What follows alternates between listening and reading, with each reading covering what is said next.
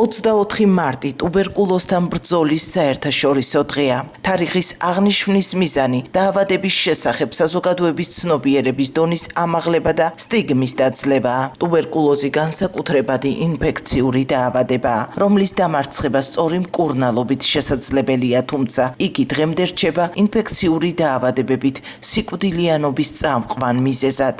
სახელმწიფოში მოქმედებს ძალიან კარგი პროგრამა, ტუბერკულოზის პროგრამა, რომელიც ხელმისაწვდომია ყველასთვის, არის უფასო და ამ პროგრამის ამოქმედების შემდეგ ძალიან შემცირდა დადასტურებული ტუბერკულოზის რიცხვი ზოგადად და სტატისტიკურად იკლო რაოდენობა. ვერ ვიტყვით, რომ შიდა ქართლშია დიდი რაოდენობა. მიმდინარეობს წინა წლთან შედარებით, აი მაგალითად წინა წლის მარტის თვეში ქონდა 6 დადასტურებული შემთხვევა, აი ამ წლის ამ იგივე თვეში ჯერჯერობით 1 შემთხვევაა დადასტურებული. ცნობადობაც გაიზარდა, სტიგმა თანდათან იმსხვრევა, რომ ყველა უნდა მივიდეს და ეს არც სამარცხვინოა და რაც უფრო დროულად მივლენ, მით უფრო ნაადრევად დანიშნული დიაგნოზი ადვილად განკურნებადია. ტუბერკულოზის გავრცელების ერთ-ერთი ხელშემწყობი ფაქტორი შეწყვეტილი მკურნალობაა. მედიკოსები დროული დიაგნოსტიკის მნიშვნელობაზე საუბრობენ.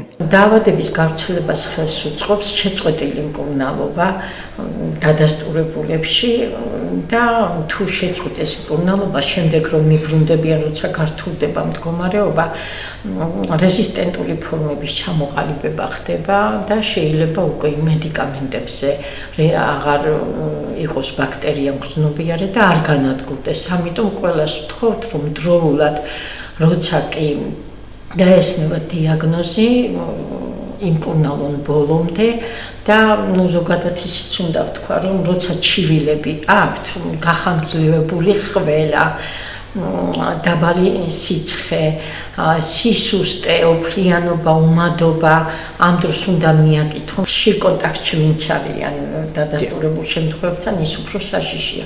ოჯახური კონტაქტები და გინდაც ისეთი გარემო პირობებში, ვისაც დახურულ სივრცეში დიდხანს უხდებათ ურთიერთობა. ჯანდაცვის მსოფლიო ორგანიზაციის მონაცემებით ტუბერკულოზით ყოველწლიურად ავადდება 30,000 და იღუპება 4,500 ადამიანი.